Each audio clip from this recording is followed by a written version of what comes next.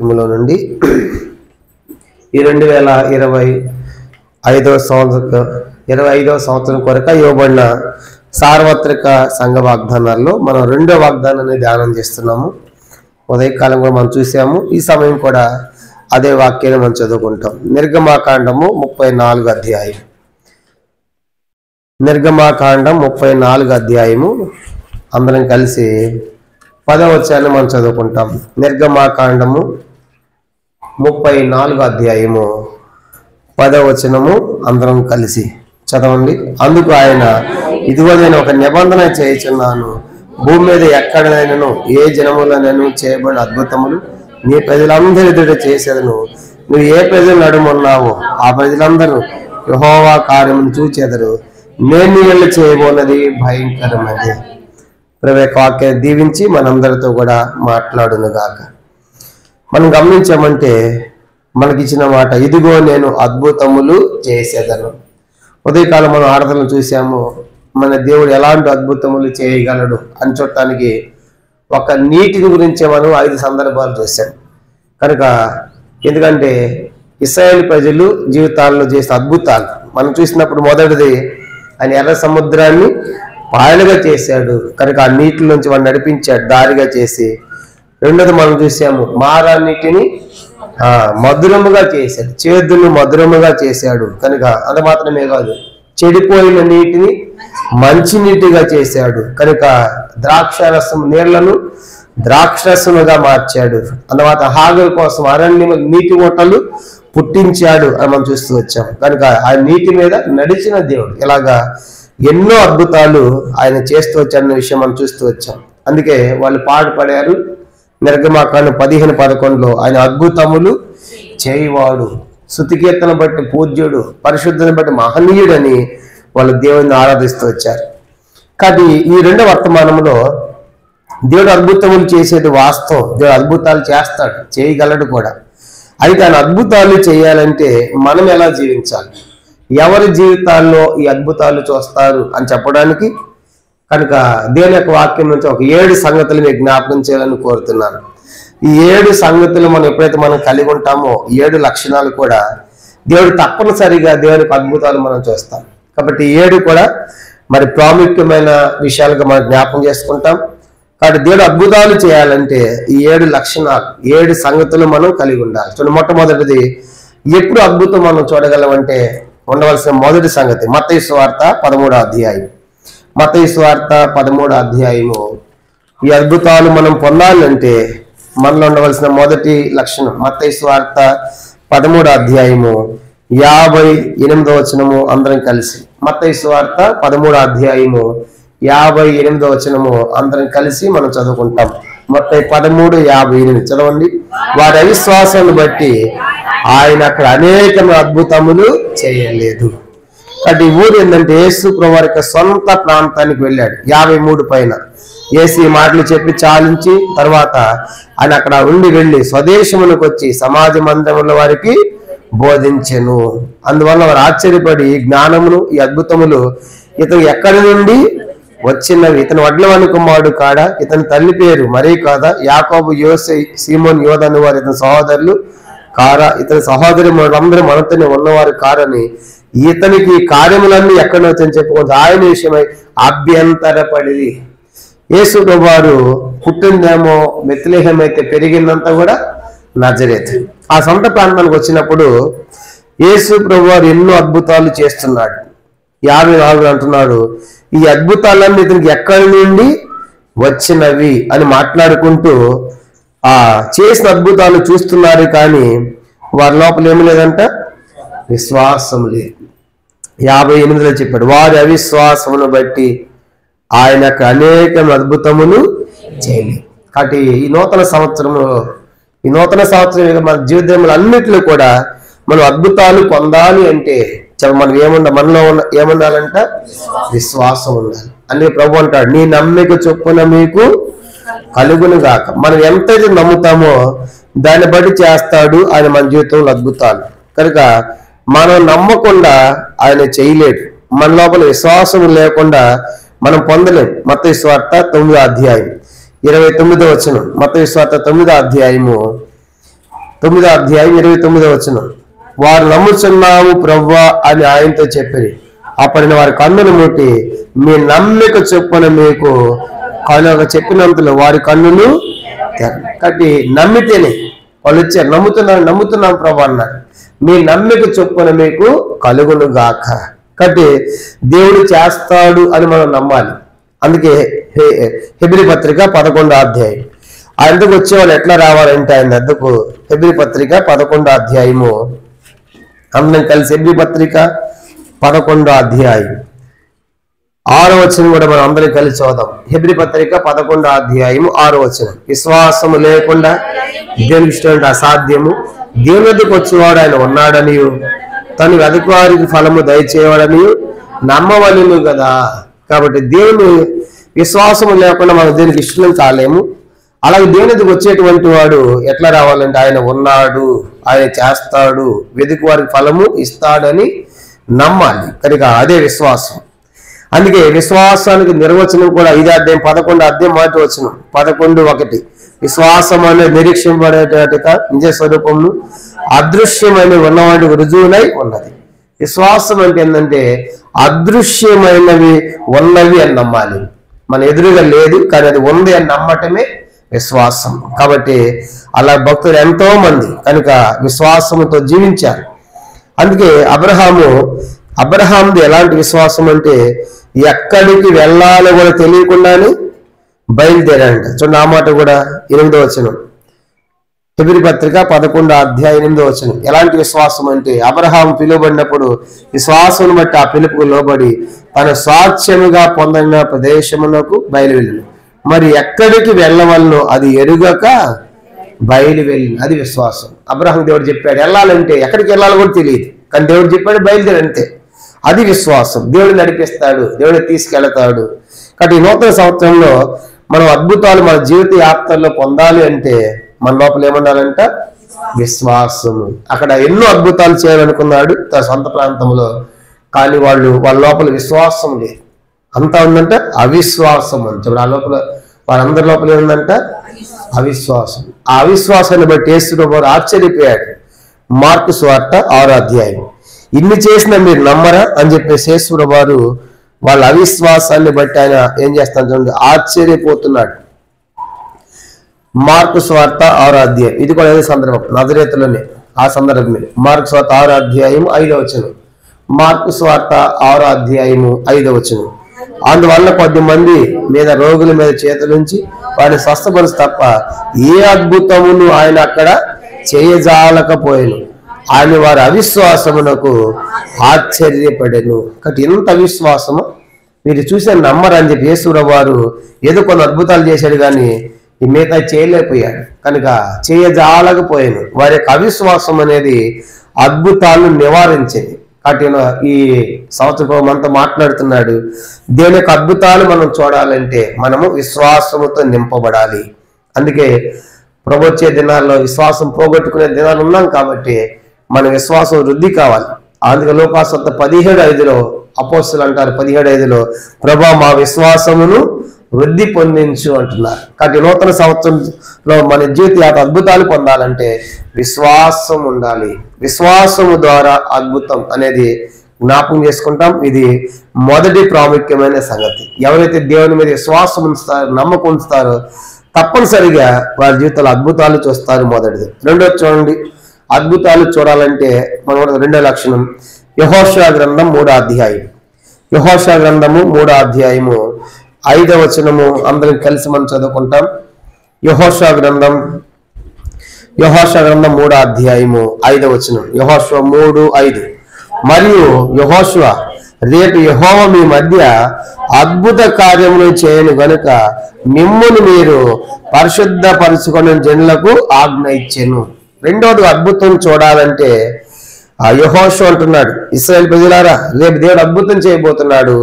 అద్భుతాలు అందరి కాదు చూసేది పరిశుద్ధపరుచుకున్నటువంటి వాళ్ళు పరిశుద్ధమైన జీవితం ద్వారా అద్భుతాలు చూస్తారు.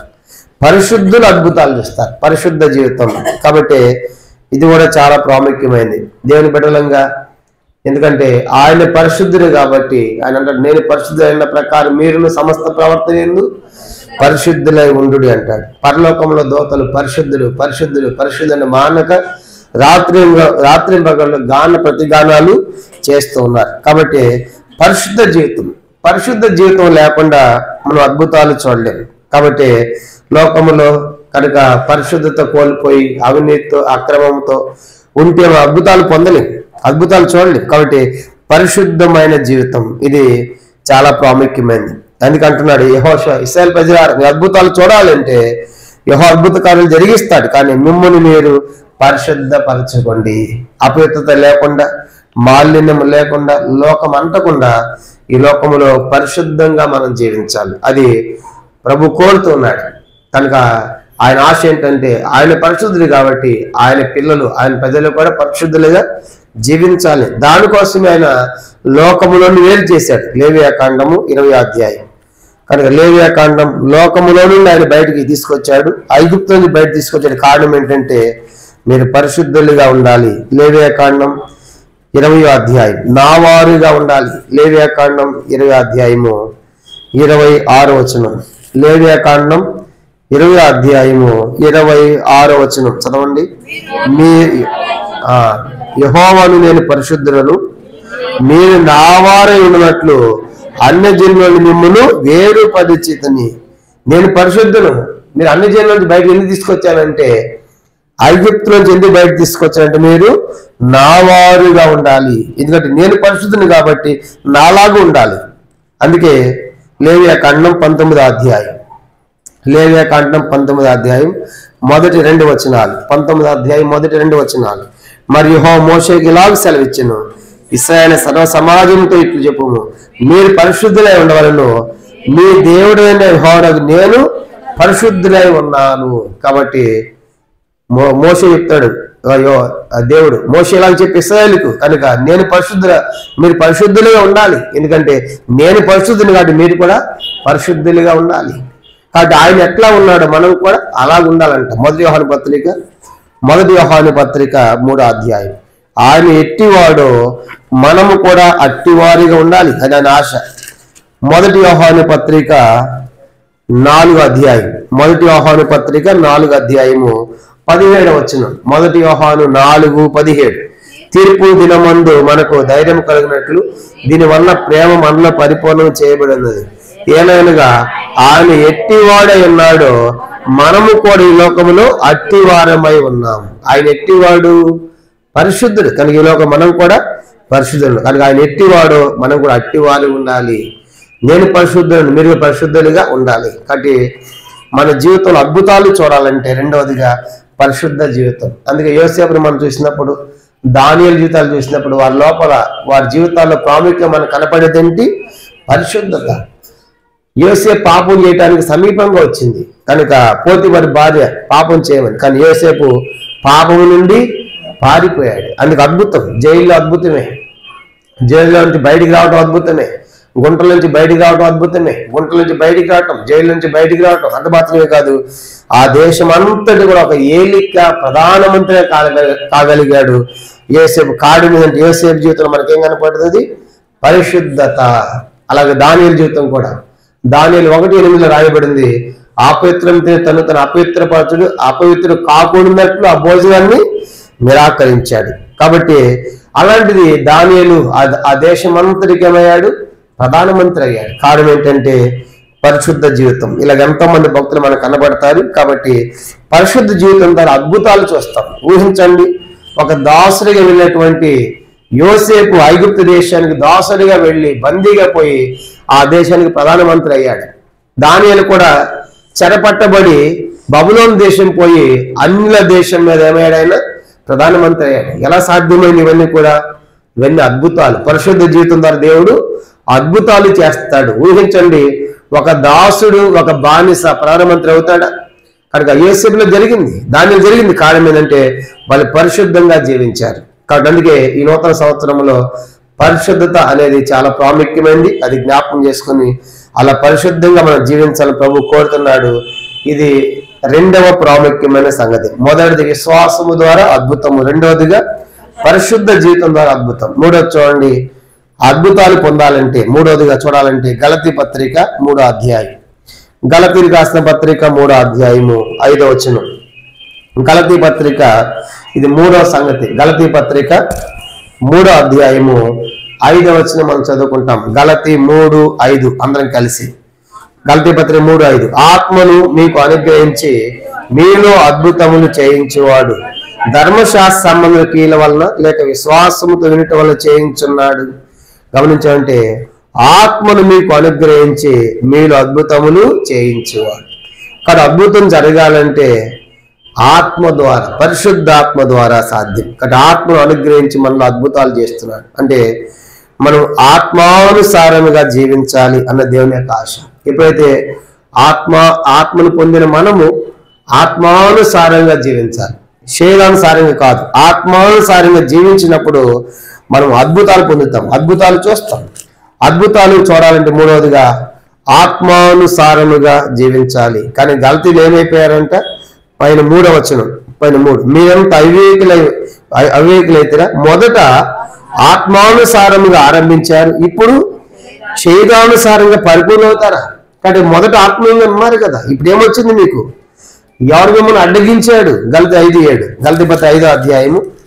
ఒకప్పుడు ఆత్మానుసారంగా ఉన్నారు, కానీ ఇప్పుడు ఆత్మానుసారంగా లేరంట వాళ్ళు, కనుక శరీరానుసారంగా అయిపోయారు.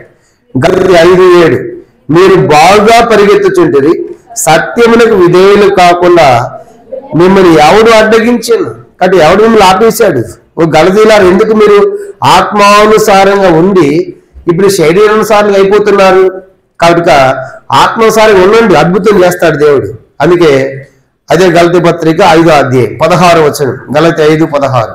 నేను చెప్పున్నది ఏమనగా ఆత్మానుసారముగా నడుచుకోండి, అప్పుడు మీరు శరీరేచ్ఛను నెరవేర్చారు. కాబట్టి మీరు ఆత్మానుసారంగా ఉండాలి, అద్భుతం చూడాలి. ఒకప్పుడు ఆత్మానుసారంగా ఉన్నటువంటి వారు, కానీ ఇప్పుడు శరీరానుసారులు అయిపోయారు, శరీరానికి పరిపూర్ణలు అయిపోతున్నారు. కారణం అండి, ఎవరు మిమ్మల్ని అడ్డగించాడు? ఏమొచ్చింది మధ్యలో? కనుక మీరు శరీరానుసారం అయిపోవటానికి. కాబట్టి మీకు హెచ్చరిస్తున్నాను, మీరు కనుక ఆత్మానుసారం విడిచిపెట్టి శరీరానుసారం అయిపోయారనుకోండి, మీ పరలోక రాజ్యం కూడా లేదు.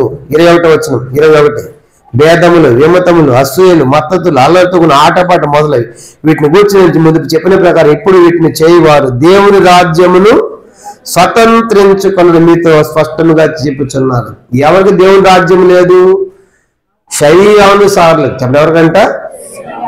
కనుక శరీరానుసారం ప్రవర్తించే వారికి దేవుని యొక్క రాజ్యం లేదు అంటున్నాడు. అందుకే మనం ఎట్లా ఉండాలి? 25వ వచనం అందరం కలిసి. గలతీ 5:25. మనము ఆత్మను అనుసరించి జీవించు వారమైతే ఆత్మను అనుసరించి క్రమముగా నడుచుకుందాం. అది కాబట్టి ఆత్మగా నువ్వు ఆత్మీయంగా ఉన్నావంటే నువ్వు క్రమముగా నడుచుకోవాలి, క్రమముగా జీవించాలి. కనుక మొదట ఆత్మానుసారంగా ఉన్నావు, ఇప్పుడు శరీరానుసారం పరిపూర్ణ అవుతున్నారు. మధ్యలో ఏదో జరిగింది, ఎడమను అడ్డగించాడు, దీన్ని బట్టి నువ్వు ఆత్మానుసారమైన జీవితాన్ని పోగొట్టుకుంటున్నావు. అలా పోగొట్టుకుంటే దేవుని రాజ్యం కూడా లేదు. కాబట్టి మనకి ఇచ్చే హెచ్చరిక ఏంటంటే ఆత్మను కలిగిన వారంగా, ఆత్మను అనుసరించి జీవించే వారంగా ఉండి మనము క్రమముగా ఉండాలి, క్రమముగా ఉండాలి. అందుకే అక్రమముగా ఉంటే అక్రమం చేయవారులారా మీరెవరు నాకు తెలియదు, నా యుద్ధ నుండి పొండి అంటాడు. కాబట్టి మూడవదిగా ఆత్మానుసారులు అద్భుతాలు చూస్తారు అనేది మనం జ్ఞాపకం చేసుకుంటాం. మొదటిగా విశ్వాసం కలిగిన వారు అద్భుతాలు చేస్తారు. రెండవదిగా పరిశుద్ధ జీవితం జీవించిన అద్భుతాలు చూస్తారు. మూడవదిగా ఆత్మానుసారంగా జీవించినప్పుడు మనం అద్భుతాలు చూస్తాం. ఇది 3వ ప్రాముఖ్యమైన సంగతి. కానీ ప్రభు, నేను ఆత్మీయంగా ఉండాలి, ఆత్మానుసారంగా ఉండాలి, నా మాటలు, నా క్రియలు, నా చేష్టలు. కనుక నేను అనేకులకు ఆస్వాదకరంగా ఉండాలంటే నేను ఆత్మానుసారంగా ఉండాలి. ఇది మన తీర్మానంగా, మన ఆశగా ఉండాలి. మూడవది. 4వ చూడండి, 4వ సంగతి, అద్భుతాలు మనం చూడాలంటే మనకు వచ్చే పరిస్థితుల్లో మనం ఎట్లా ఉండాలి? అపోస్తల కార్యములు 14వ అధ్యాయం. ఇదే 4వ సంగతి. అద్భుతాలు మనం చూడాలంటే అపోస్తల కార్యములు 14వ అధ్యాయం 2వ వచనము అందరం కలిసి మనం చదువుకుంటాం. అపోస్తల కార్యములు మొదటి 3 వచనాలు చదువుకుంటే బాగుంటుంది, సందర్భం కూడా అర్థమైంది. అందరం కలిసి చదువుదాం. అపోస్తల కార్యం 14వ అధ్యాయము మొదటి 3 వచనాలు అందరం కలిసి చదవండి. ఈకోనీలో జరిగినది ఏమనగా, వారి కూడి యూదుల సమాజంలో ప్రవేశించి తేటగా బోధించినందున అనేకులు యూదులు గ్రీకు దేశస్థులు విశ్వసించరి. అయితే అవిధేయులైన యూదులు జనులను అన్యులను పురుకొల్పి వారి మనసుల్లో సహోదరుల మీద పగ పుట్టించిరి. కాబట్టి వారు ప్రభువును ఆనుకొని ధైర్యముగా మాట్లాడుచు అక్కడ బహుకాలము గడిపిరి. ప్రభు వారి చేత సూచక్రియలను అద్భుతములను చేయించి తన కృపావాక్యములకు సాక్ష్యం ఇప్పించుచుండెను. అపోస్తలుడైన పౌలు వీళ్ళు మనం గమనించినప్పుడు ఇది మొదటి సువార్త ప్రయాణాలు ఉన్నారు. మొదటి సువార్త ప్రయాణములు వాళ్ళు ఈకోని అనే స్థలానికి వచ్చారు. వచ్చినప్పుడు ఈకోని అనే ప్రాంతానికి వచ్చినప్పుడు యూద సమాజం అందరిని ప్రవేశించారు. అక్కడ వాక్యం ఎట్లా బోధించారంటే వాళ్ళు తేటగా బోధించారు. చెప్పండి, ఎలా బోధించారంట? మనం చెప్పే మాటలు బోధ కూడా తేటగా ఉండాలి. తేటగా ఉండటం ఏదో వాళ్ళకి వినేట్టుగా నైస్గా మాట్లాడటం కాదు. తేటగా అంటే వాళ్ళకి అర్థమయ్యే విధంగా చెప్పాలి. వాళ్ళు అర్థమయ్యేది బోధించారు. అప్పుడు అనేక గ్రీక్ దేశ యూదులు ఏం చేశారు? ప్రభువును విశ్వసించారు. ఇది ఈకోనిలో జరిగిందనమాట. ఈకోని అనేటువంటి ప్రదేశానికి పౌలు వెళ్ళినప్పుడు అక్కడ సమాజం మందిరం ఉంది, దాంట్లోకి వెళ్ళారు. తేటగా బోధిస్తే చాలా మంది గ్రీస్ దేశస్తులు యూదులు యేసు వారిని నమ్మారు, విశ్వసించారు. చూడండి, కింద 1 రాయబడింది, అనేకులు యూదులను హెల్లీయులను విశ్వసించులాగున అట్లా బోధించాలి. మనం కూడా సువార్త కూడా ఎట్లా చెప్పాలంటే విశ్వసించులాగున చెప్పాలి. కనుక అట్లా చెప్పారు, అనేకులు నమ్మారు. అప్పుడు 2వ వచనం, అయితే అవిధేయులైన యూదులు అన్ని జనులను పురికొల్పి వారి మనస్సులో సహోదరుల మీద పగ పుట్టించారు. అరే వీళ్ళంతా ప్రభువుని నమ్మి మారిపోతున్నారని చెప్పి అడ్డుకోవాలని అవిధేయులైన మతములోని యూదులు వ్యతిరేకమైపోయి పగ పుట్టించారు అక్కడ సహోదరులకు. అలాంటి పరిస్థితి ఇప్పుడు పౌలు మీద రాళ్ళతో కొడతానికి వాళ్ళని సిద్ధం చేస్తా ఉన్నారు. కింద వచ్చి అదే జరుగుతుంది. అలాంటి పరిస్థితుల్లో ఎంత కష్టం వచ్చింది వాళ్ళకి. కాబట్టి ఇప్పుడు వ్యతిరేకత వచ్చింది, స్వార్థపరమైన వ్యతిరేకత ఉంది. ఆ వ్యతిరేకమైన పరిస్థితుల్లో వాళ్ళు ఏం చేస్తున్నారు? 3వ వచనం, కాబట్టి వారు ప్రభువును ఆనుకొని ధైర్యంగా మాట్లాడుచు అక్కడ బహుకాలము గడిపిరి. ప్రభు వారి చేత సూచక్రియలను అద్భుతములను చేయించి తన కృపావాక్యములకు సాక్ష్యం ఇప్పించుచుండెను. 4వది ఇక్కడ ఏమైనా జ్ఞాపకం చేయబడుతుందంటే అద్భుతం ఎట్లా జరుగుతుందంటే 3వ వచనంలో, కాబట్టి వారు ప్రభువును ఆనుకొనుడు ద్వారా అద్భుతములు చేయించాడు. చూసారు? కనుక వాళ్ళకి వచ్చిన కష్టకాలములో వాళ్ళు ఎవరి మీద ఆనుకున్నారంట? ప్రభువు మీద ఆనుకొనుట. అది చాలా ప్రాముఖ్యమైనది. కాబట్టి ఎప్పుడైతే మనము దేవుని మీద ఆనుకోవటం అంటే దేవుని మీద ఆధారపడాలి. ప్రభు ఈ అద్భుతం నువ్వే చేయాలి. కనుక ఎందుకంటే మనం ఆరాధనలు చూసాం 78:12 ఆయన మాత్రమే ఆశ్చర్య కార్యములు చేయగలరు. 136 చదివాం, ఆయన ఒక్కడే మహాశ్చర్య కార్యములు. కాబట్టి ఇక వేరే మీద ఆనుకోవడం కుదరదు. కాబట్టి ఇప్పుడు వాళ్ళు ఏం చేశారంటే వాళ్ళు ప్రభు మీద ఆనుకుంటున్నారు. కనుక ప్రభు మీద ఆనుకున్నప్పుడు వారి చేత సూచక్రియలు అద్భుతాలు చేయించాడు. కాబట్టి నూతన సంవత్సరంలో అందుకే మనుషులు నమ్ముకున్నట కంటే యెహోవాను నమ్ముట, రాజు నమ్ముకుంటే యెహోవాను ఆశ్రయించుట మేలు అంటారు. కాబట్టి ప్రభు ఇచ్చే 4 హెచ్చరిక ఏంటంటే మనం దేవుణ్ణి ఆనుకోవాలి. ఎప్పుడైతే దేవుణ్ణి అనుకుంటామో అద్భుతమే కాదు మనశ్శాంతిని కూడా ఇస్తాడు. యెషయా గ్రంథం 26వ అధ్యాయం, దేవుని మీద ఆనుకొనుడు ద్వారా యెషయా గ్రంథం అద్భుతమే కాదు. యెషయా గ్రంథము 26వ అధ్యాయం మనం గమనించమంటే 3వ వచనం అందరం కలిసి, యెషయా గ్రంథం 26వ అధ్యాయము 3వ వచనము అందరం కలిసి చదవండి. ఎవని మనస్సుని మీద ఆనుకునో వారిని పూర్ణ శాంతి గలవానిగా కాపాడదు, ఏలైనగా అతను నీ యందు విశ్వాసం ఉంచి అన్నాడు. ఆయన మీద ఎవరైతే ఆనుకుంటారో వారికి పూర్ణ శాంతి, నెమ్మది కూడా ఇస్తాడు. కాబట్టి 4వ సంగతి మనకు జ్ఞాపకం చేయబడుతుంది. మనకు వచ్చే ప్రతి పరిస్థితుల్లో కూడా మనం దేవుని మీద ఆధారపడాలి, దేవుని మీద ఆనుకోవాలి. అట్లా ఎవరైతే దేవుని మీద ఆనుకుంటారో వాళ్ళు చూస్తారు అద్భుతాలు, అందరి కాదు. ఇది 4వ ప్రాముఖ్యమైన సంగతి. కాబట్టి ఇప్పుడు 4 సంగతులు చూసాం. మొదటిది విశ్వాసం ద్వారా అద్భుతాలు, 2వదిగా పరిశుద్ధ జీవితం ద్వారా అద్భుతాలు చూస్తాం, 3వదిగా ఆత్మానుసారమైన జీవితం ద్వారా అద్భుతాలు చేస్తాం, 4వ దేవుని మీద ఆనుకొనుడు ద్వారా అద్భుతాలు చేస్తాం, 4వది. 5వ చూడండి, అద్భుతాలు చూడాలంటే 5వదిగా కీర్తన 107వ కీర్తన 24వ వచనం. 5వ సంగతి కీర్తన 107వ కీర్తన 24వ వచనము అందరం కలిసి మనం చదువుకుంటాం. కీర్తన 107:24 చదవండి. యెహోవా కార్యములను సముద్రములు ఆయన చే అద్భుతములను చూచిరి. దేవుని కార్యాలు సముద్రములో అద్భుతాలు చూశారంట. ఎట్లా సాధ్యమైంది ఇది? 19వ వచనం. 19 అందరం కలిసి చదవండి. కష్టకాలం మందు వారి యెహోవాకు మొరపెట్టిరి, ఆయన వారి ఆపదలను వారిని విడిపించెను. కాబట్టి ఇప్పుడు సముద్రములో జరిగిన సంగతి ఏంటంటే, సముద్రములో తుఫాను వచ్చింది. 25వ వచనం, తుఫాను పుట్టింది, దాని తరంగములు పైకెత్తింది, వారు ఆకాశం ఎక్కుతూ ఉన్నారు, అగాలో దిగుతూ ఉన్నారు, శ్రమ చేత వారి ప్రాణము కరిగిపోయింది, పోయిన వారి వల్ల వాళ్ళు కనుక వెనుక ముందు దొర్లుచు ఇటువంటి తూలుచు ఉన్నారు. కనుక ఇలాంటి పరిస్థితులు ఎదురైంది. శ్రమకు తాళలేక యెహోవాకు మొరపెట్టిరి, ఆయన వారి ఆపదలను వారిని విడిపించెను. ఆయన తుఫాను ఆపేయగా దాని తరంగములు అరిగిపోయింది, అవి నిమ్మలమైన వారు సంతోషించి వారి కోరిన రేముల కాని వారిని నడిపించాను. కానీ ఇప్పుడు సముద్రంలో అద్భుతం ఎట్లా చూడగలిగారు వాళ్ళు?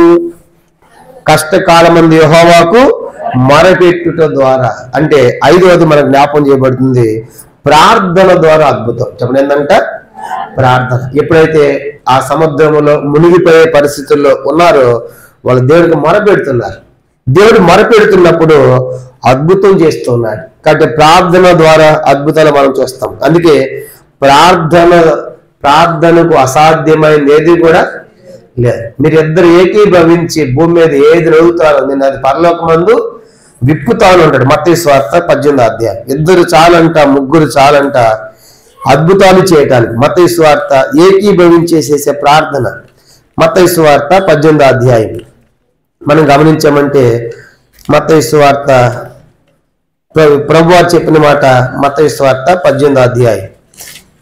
మత్తయి సువార్త 18వ అధ్యాయము అందరం కలిసి మనం చూద్దాం. 18 నుంచి. మత్తయి సువార్త 18వ అధ్యాయం 18 నుండి.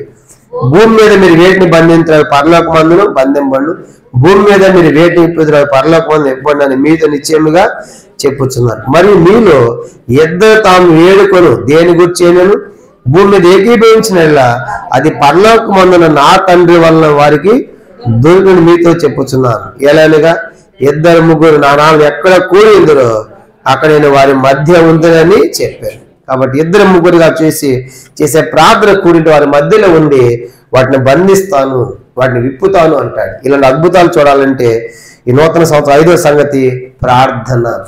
ప్రభు మేము సముద్రంలో ఉన్నాం కాబట్టి మునిగిపోతా ఉంది ఓడ, ఆకాశానికి వెళ్తా ఉంది, అలలకు అగాధాలు దిగుతా ఉంది. అలాంటి పరిస్థితుల్లో శ్రమకు తాళలేక వారు యెహోవాకు మొరపెట్టుడు ద్వారా 24లో వారు సముద్రములో ఆయన అద్భుతములను చూశారు. కాబట్టి సముద్రములో ఉన్న పరిస్థితి ఎట్లా ఉందంటే మా ప్రాణం మా సంగతి అయిపోయింది అనుకున్నారు.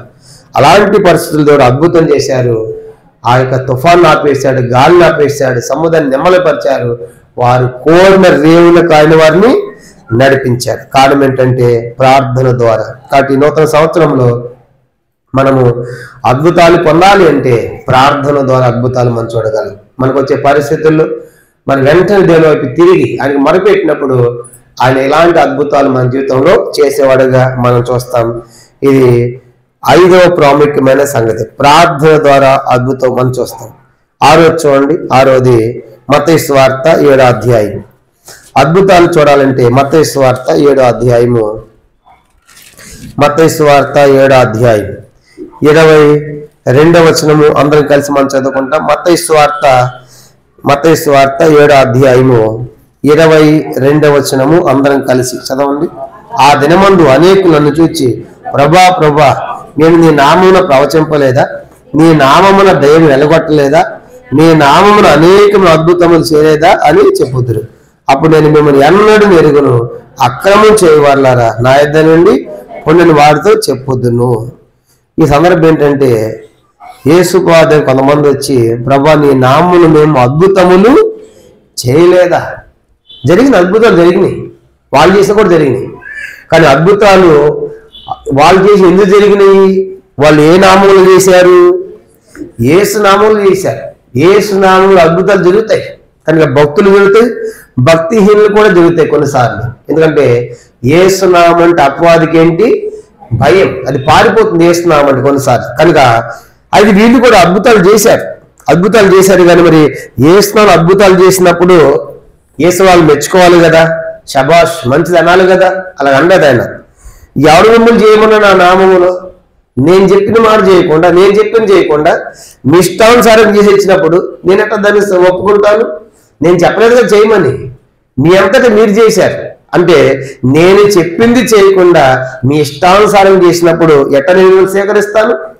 లూకాసు వార్త ఇదే మాట అక్కడ ఇంకా స్పష్టంగా రాయబడింది. లూకాసు వార్త 8వ అధ్యాయం, లూకాసు వార్త 8వ అధ్యాయం 46వ వచనం. లూకాసు వార్త 8వ అధ్యాయము 46వ వచనం అందరం తెలుసు. లోక 8:46 చదవండి. నేను చెప్పు మాటల ప్రకారం మీరు చేయక ప్రభువా ప్రభువా నన్ను పిలుచుట ఎందుకు అంటాడు. లోక 8:46. అంటే ప్రభు ఆశ ఏంటంటే ఆయన నామములు అద్భుతం జరిగింది, కానీ వాళ్ళు ఏం చేయలేదంటే ఆయన చెప్పు మాటల ప్రకారము చేయలేదు. ఆయన చెప్పింది చేయలేదు. నేను చెప్పు మాటల ప్రకారం మీరు చేయలేదు, అది ఆయన ఇష్టము చేయలేదు, ఆయన చిత్తము చేయలేదు. అది మనకి ఏం జ్ఞాపకం చేయబడుతుందంటే ఆయన నామములు అద్భుతం మనం పొందాలంటే ఆ యేసు నామములో మనకు ఆయన చెప్పింది మనము చెయ్యాలి. కాబట్టి అంటే ఆరోది జ్ఞాపకం చేస్తున్న ఆరో సంగతి ఏంటంటే ఆయన చిత్తాన్ని జరిగించినప్పుడు అద్భుతం. ఇప్పుడు ఆయన చిత్తాన్ని జరిగించాలి, ఆయన చెప్పింది చేయాలి. కొన్నిసార్లు మనకు ఆయన చెప్తాం, చాలాసార్లు సమస్య వచ్చిన ప్రభు నాకు అది ఉంది ఇది కష్టం అని చెప్తాము. సమస్య చెప్పటం చాలా ఈజీ మనకి, కానీ సమస్య చెప్పిన తర్వాత ప్రభు ఫలాంది చెయ్యి అన్నారు అనుకోండి, కొన్నిసార్లు ఎట్లా ఉంటుందంటే అది మనకి ఇష్టం ఉండదు. కానీ ప్రభా ఇంకేమనుకోద్దు, ఇంకోసారి చెప్పు ప్రభా, ఇంకోసారి చెప్పు ప్రభు, బిలాములాగా ఏమైనా మార్చుకుంటాడు ఎవరని. ఆయనే మార్చుకోడు ప్రభు.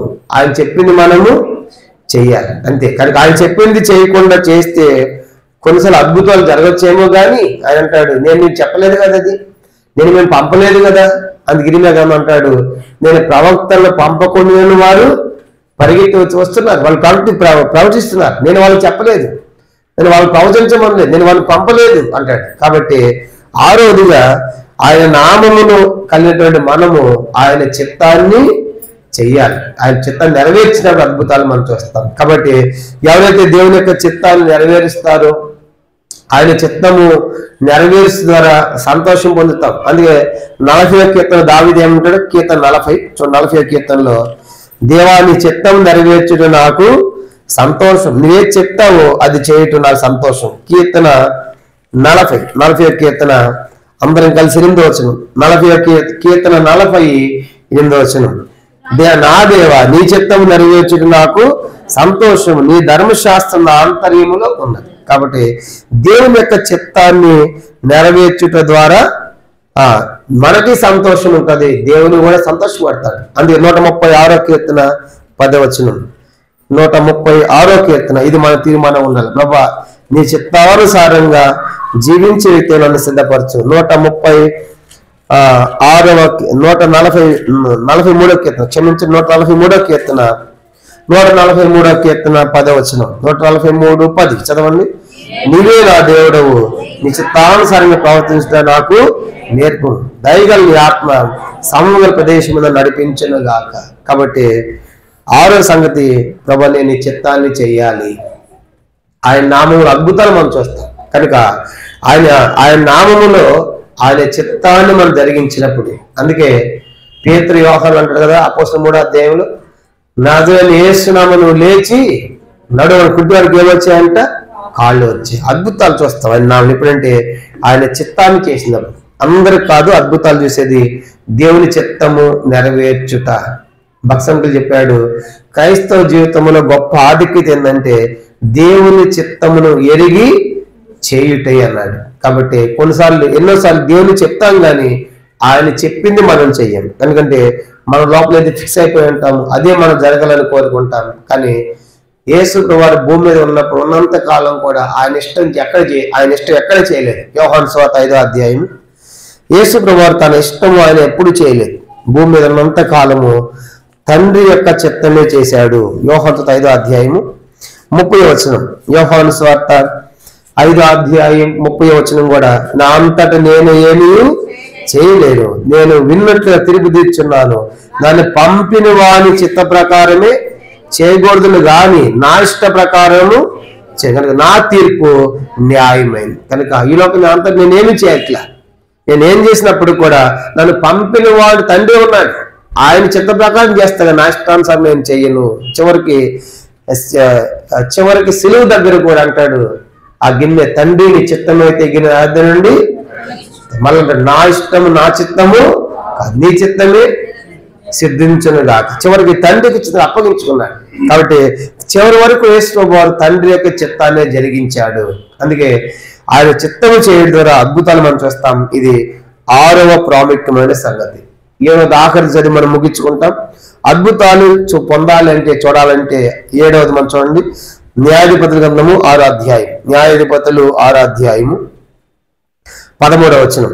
న్యాయాధిపతుల గ్రంథం 6వ అధ్యాయము 13వ వచనము అందరం కలిసి. న్యాయాధిపతులు 6వ అధ్యాయము 13వ వచనం మనం చదువుకుంటాం. న్యాయాధిపతులు 6వ అధ్యాయము 13వ వచనము అందరం కలిసి చదవండి. గిద్యోను చిత్తము నా ఏలినవాడ, యెహోవా మాకు తోడై ఉన్నాడలా ఇదంతా ఈ మెక్కల సంభవించెను. యెహోవా ఐగుప్తు దేశంలో మమ్మల్ని రప్పించని చెప్పుచు మా పితరులు మాకు వివరించిన ఆ అద్భుత కార్యములన్నీ ఏమాయను. యెహోవాను విడిచిపెట్టి మిద్యానీయుల చేతికి మమ్మల్ని అప్పగించిన అతనితో చెప్పాను.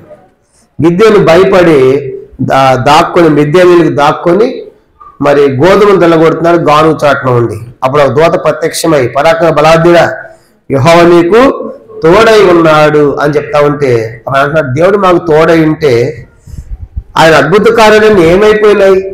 కానీ దేవుడు మాకు తోడుగా ఉంటే అద్భుతం జరగాలి కదా, అద్భుతాలు లేవు కదా. దేవుడు మాకు తోడై ఉంటే ఆయన వివరించే అద్భుత కార్యములను ఏమైపోయినాయి?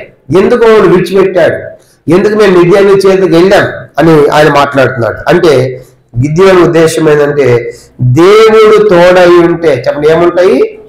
అద్భుతాలు. కాబట్టి ఇప్పుడు దేవుడు మాకు తోడుగా లేడు అని వాళ్ళు చెప్తున్నారు. నిజంగా దేవుడు తోడుగా లేడు, దేవుడే వాళ్ళని విడిచిపెట్టాడు. చూడండి 6వ అధ్యాయం 1వ వచనం. 6వ అధ్యాయం న్యాయాధిపతులు అది 6వ అధ్యాయం 1వ వచనం.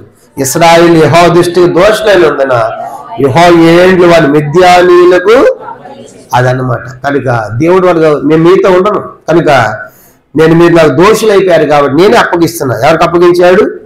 మిద్యానీయులకు అప్పగించాడు.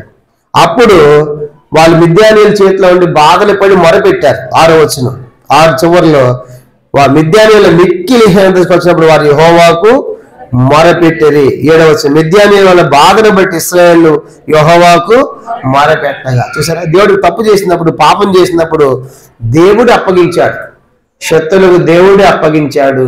కాబట్టి అందుకే దేవుడు మనకు తోడుగా ఉండాలంటే ఆయన కోపాన్ని రేపకూడదు. కానీ అందుకే ఇప్పుడు ఇశ్రాయేలు ప్రజలు దేవుని విడిచిపెట్టారు కాబట్టి దేవునికి దృష్టికి దోషులు అయిపోయారు కాబట్టి దేవుడే ఏం చేస్తున్నాడు? వాళ్ళు మీ శత్రువులకు అప్పగించారు. కాబట్టి అందుకంటున్నాడు యెహోవా మాకు తోడుగా ఉంటే ఇలాంటి నష్టం ఏం జరుగుతుంది? ఎందుకు మేము శత్రువుల చేతులకు వెళ్ళాము? దేవుడు మాకు తోడుగా లేడు కదా అనే మాట వాళ్ళు మాట్లాడుతున్నారు. అందుకే సంఖ్యాకాండం 14వ అధ్యాయం. సంఖ్యాకాండము 14వ అధ్యాయము. సంఖ్యాకాండం 14వ అధ్యాయము మనం అందరం కలిసి దేవుడు మనకు తోడుగా ఉండాలంటే 43వ వచనం. సంఖ్యాకాండం 14వ అధ్యాయము 43వ వచనం. ఎలాగనగా అమాలేకీయులు కనానీయులు మీకంటే ముందుగా అక్కడ చేరి ఉన్నారు, మీరు ఖడ్గము చేత కూలిదురు, మీరు యెహోవాను అనుసరించుట మానితిరి గనుక యెహోవా మీకు తోడై ఉండడని చెప్పాను. గమనించమంటే మీరు యెహోవాను అనుసరించడం మానేరు, దేవుని విడిచిపెట్టి దేవుని వెంబడించేది మానేరు. కాబట్టి యెహోవా మీకు తోడుగా ఉన్నాడు. దేవుడు తోడుగా లేకపోతే మనకేమీ లేదు, అద్భుతం లేదు. కాబట్టి 7వదిగా ఎప్పుడు అద్భుతాలు చూస్తామంటే దేవుడు తోడుగా ఉన్నప్పుడు. ఇర్మీయా గ్రంథం చివరిగా మాట చదువుదాం. ఇర్మీయా గ్రంథం 21వ అధ్యాయం. ఇర్మీయా గ్రంథం 21వ అధ్యాయము అందరం కలిసి 2వ వచనం మనం చదువుకుంటాం. ఇర్మీయా గ్రంథము 21వ అధ్యాయం మొదటి 2 వచనాలు. ఇర్మీయా గ్రంథం 21వ అధ్యాయము మొదటి 2 వచనాలు మనం చదువుకుంటాం. రాజైన సిద్కియా మల్కియా కుమారుడు పషూరును రాజుకు యాజకుడు మహేష కుమారుడు జఫన్యాన్ని పిలిపించి బబులోను రాజు నెబుకద్నెజరు మన మీద యుద్ధం చేయబోతున్నాడు, అతను మన ఎదురు వెళ్ళిపోయినట్లు యెహోవా తన అద్భుత కార్యములన్నింటినీ చూపి మనకు తోడై ఉండునో లేదో దయచేసి మా నిమిత్తము యెహోవా చేతని విచారించమని చెప్పుటకు ఇర్మీయా వద్దకు వారిని పంపగా యెహోవా ఎదురు ఇర్మీయాకు ప్రత్యక్షమైన వారు. ఈ సందర్భం ఏంటంటే సిద్కియా రాజుగా ఉన్నప్పుడు బబులోను రాజు వచ్చి దాడి చేయబోతున్నాడు. బబులోను మొత్తం సైన్యాలు ఇశ్రాయేల్ దేశాన్ని చుట్టుముట్టాయి. చుట్టుముట్టక ముందే చెప్పాడు ప్రవక్త ద్వారా, మీరు బబులోను రాజుకి ఏమైపోయింది? దాసులైపోండి, లొంగిపోండి అని చెప్పాడు. అయితే వాళ్ళు దేవుని మాట వినలేదు. వినలేదు కాదు. ఇప్పుడు దేవుడు ఏం చేశాడంటే బబులోను రాజు నెబుకద్నెజరు లేపాడు. నెబుకద్నెజరు సైన్యాలు వచ్చి ఇప్పుడు ఇశ్రాయేలు దేశం మొత్తం చుట్టుముట్టాయి. ఎన్ని నెలలు చుట్టుముట్టాయని చెప్పుకున్నాం మనము, చెప్పి ఆల్రెడీ దైవం అంతా అయిపోయింది. ఎన్ని నెలలు? సంవత్సరం మీద 6 నెలలు. చెప్పండి, సంవత్సరం మీద 6 నెలలు మొత్తం దేశం అంతా బయట ఉన్నటువంటి పదార్థాలు ఏమి లోపల రావడానికి లేదు, లోపల బయటికి వెళ్ళడానికి మొత్తం ఆ బబులోను సైన్యాలు చుట్టుముట్టి ఇశ్రాయేల్ దేశం చుట్టూ. ఇప్పుడు లోపల సిద్కియా రాజు, ప్రవక్త, ఇశ్రాయేల్ ప్రజలు లోపల ఉన్నారు, యోధా ప్రజలు ఉన్నారు. ఇప్పుడు ఏమంటున్నారంటే సిద్కియా రాజు ఏమంటున్నారంటే కొంతమంది మనుషులు ఇది మీద పంపించి యెహోవా మనకు తోడే ఉంటాడు లేదో, అద్భుత కార్యాలు చేస్తా లేదు, అడిగాడు పోటీ అంటున్నాడు. అప్పుడు దేవుడు ఆల్రెడీ చెప్పాడుగా, మొట్టమొదటి ఏమని చెప్పాడు, మీరు బబులోను రాజుకి ఏమోని మీరు దాసులు అవ్వండి, లొంగిపోయినప్పుడు మీరు బతుకుతారని చెప్పాడు. కాబట్టి ఇప్పుడు ఆ ఉద్దేశం ఏంటంటే దేవుడు మనకు తోడుగా ఉంటే ఇప్పుడు ఏం జరిగింది, అద్భుతం చేస్తాడని. కానీ దేవుడు చెప్పాడు నేను మీతో ఉండను, మిమ్మల్ని అప్పగిస్తాను అని చెప్పాడు. కానీ నేను చెప్పిన తర్వాత అతను వస్తాడు, ఖడ్గముతో వస్తాడు, క్షామం వస్తుంది, యవనస్తులను చంపేస్తాడు, రక్తం ఏర్లై పారేస్తాడు ముందే చెప్పాడు. ఆ రీతిగా ఇప్పుడు ఆయన ఉద్దేశం ఏంటంటే దేవుడు మనకు తోడుగా ఉంటే ఏమైనా అద్భుతం చేస్తాడేమో అంటాడు. కానీ ఇప్పుడు దేవుడు వాళ్ళకి తోడుగా మీరు అప్పగించాడు. కాబట్టి ఏడోది ఆఖరిది ఏంటంటే అద్భుతాలు చూడాలంటే చెప్పండి, దేవుడు మనకు తోడుగా ఉండాలి. కనుక అది చాలా ప్రాముఖ్యమైనది. ఎప్పుడు తోడుగా ఉంటాడంటే ఆయన్ను అనుసరించినప్పుడు. ఇంకొక మాట చదువుదాం, ముగిద్దాం. ఆమోసు గ్రంథం. దేవుడు మనకు తోడుగా ఉండాలంటే, మనకు తోడుగా ఉండాలంటే ఆమోసు గ్రంథం 5వ అధ్యాయం. ఆమోసు గ్రంథము 5వ అధ్యాయము మనం అందరం కలిసి ఆమోసు గ్రంథం 5వ అధ్యాయం పేజ్ నంబర్ 757, పేజ్ నంబర్ 757 ఆమోసు గ్రంథం 5వ అధ్యాయం 14 వచనం అందరం కలిసి. ఆమోసు గ్రంథం 5వ అధ్యాయము 14 వచనం, పేజ్ నంబర్ 757 చదవండి. మీరు బతుకున్నట్లు కీడు విడిచి మేలు వెదకుడి, అలాగే చేసిన మీరు అనుకొని చొప్పున దేవుడును సంగతులకు యెహోవా మీకు తోడుగా ఉండును. కాబట్టి కీడుని విడిచి మేలు చేయాలి. కాబట్టి మనలో కీడు స్వభావం తొలగించడం, నేను ఎవరికి కీడు చేయకూడదు అని కీడు విడిచిపెట్టి మేలుని వెతికామంటే, అలాగే చేసి అనుకున్నామంటే సంగతులకు యెహోవా మీకు తోడుగా ఉంటాడు. కాబట్టి ప్రభువా నేను అనుసరించాలి, నేను నా యొక్క కీడు స్వభావాన్ని మానాలను ఆశించినప్పుడు దేవుడు మనతో ఉంటాడు, అలా మన ద్వారా అద్భుతాలు చేయిస్తాడు. కాబట్టి నూతన సంవత్సరంలో ప్రవచించిన వాగ్దానం మనం చూసాము, ఆయన అద్భుతములు చేయవు. ఎలాంటి అద్భుతాలు చేస్తాడో కూడా ఒక 5 సంగతులు మనం చదివి ముగిద్దాం. మొట్టమొదటిది ఆయన ఎలాంటి అద్భుతాలు చేస్తాడు చూడండి. అపోస్తలుల కార్యములు 8వ అధ్యాయం. త్వరగా చదువుకుని మనం ముగిచ్చేద్దాం. అపోస్తలుల కార్యములు 8వ అధ్యాయం. ఆయన చేసే అద్భుతాలు ఎలా ఉంటాయో చూడండి. అపోస్తలుల కార్యములు 8వ అధ్యాయం 13వ వచనం. అపోస్తలుల కార్యములు 8వ అధ్యాయము అందరం కలిసి 13వ వచనం మనం చూద్దాం. 8:13. అప్పుడు సీమోను కూడా నమ్మి బాప్తిసం పొంది ఫిలిప్పును ఎడబాయకుండా సూచకీలను గొప్ప అద్భుతం జరుగుట చూచి విభ్రాంతి నొంది. దేవుడు గొప్ప అద్భుతములు చేయువాడు. మొదటిది. రెండోది అపోస్తలుల కార్యములు 9వ అధ్యాయం. అపోస్తలుల కార్యములు 9వ అధ్యాయము అందరం కలిసి మనం చదువుదాము. మరొక మాట, ఆయన ఎలాంటి అద్భుతాలు చేయవాడంటే 19వ అధ్యాయం, క్షమించండి, అపోస్తలుల కార్యం 19వ అధ్యాయము 11వ వచనం. మొదటిది గొప్ప అద్భుతములు చేస్తాడు. రెండవదిగా అపోస్తలుల కార్యములు 19:11 చదవండి. మరియు దేవుడు పౌలు చేత విశేష అద్భుతములను చేయించి, దేవుడు రెండవదిగా విశేష అద్భుతాలు చేయగలడు. ఒకటి కాదు, గొప్పవి చేస్తాడు. మనం ఊహించదగ్గని గొప్ప చేయగలడు, విశేషములు చేయగలడు. ఇంకా మత్తయి సువార్త 11వ అధ్యాయం. మత్తయి సువార్త 11వ అధ్యాయము 20వ వచనములో విస్తారమైన అద్భుతాలు ఆయన చేయగలడు. మత్తయి సువార్త 11వ అధ్యాయము 20వ వచనం. మత్తయి 11 పిమ్మటి ఏ పట్టణములో ఆయన విస్తారమైన అద్భుతములు చేశాడు. కనుక ఆయన చేసే అద్భుతాలు మూడవదిగా విస్తారమైనవి, ఎన్నో చేస్తాడు. గొప్పవి చేస్తాడు, విశేషమైనవి చేస్తాడు, తర్వాత విస్తారమైనవి చేస్తాడు. యోబు గ్రంథం 9వ అధ్యాయం. యోబు గ్రంథం 9వ అధ్యాయము మనం గమనించామంటే 10వ వచనం. యోబు గ్రంథం 9వ అధ్యాయం. యోబు గ్రంథము 9వ అధ్యాయము.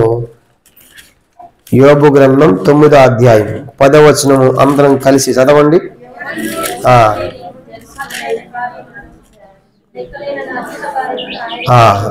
ఎన్ని చేస్తాంటే ఆయన లెక్కలేనన్ని అద్భుత కార్యములను చేయగలడు. లెక్కలేనన్ని. 5వ అధ్యాయం 9వ వచనం. యోబు గ్రంథం 5:9 కూడా. 5వ అధ్యాయము 9వ వచనం కూడా ఇదే మాట. ఆయన పరిశోధింపజాలని మహాకార్యములు లెక్కలేనన్ని అద్భుతములు చేయ. కనుక ఆయన ఎన్ని చేస్తాడంటే లెక్కలేని చేస్తాడు. కాబట్టి గొప్పలు చేస్తాడు, విశేష అద్భుతాలు చేస్తాడు, విస్తారమైన అద్భుతాలు చేస్తాడు, తర్వాత లెక్కలేనన్ని. ఇంకా చూసామంటూ ఎంతో ఘనమైనవి కూడా చేస్తాడు. ఆఖరిగా దానియేలు గ్రంథం 4వ అధ్యాయం 3వ వచనం. దానియేలు గ్రంథము 4వ అధ్యాయము 3వ వచనంలో ఆయన అద్భుతాలు ఎంతో ఘనమైనవి, ఎంత గొప్పదని మనం ఊహించలేము, అలాంటివి చేస్తాడు. దానియేలు గ్రంథం 4వ అధ్యాయము అందరం కలిసి చదువుదాము.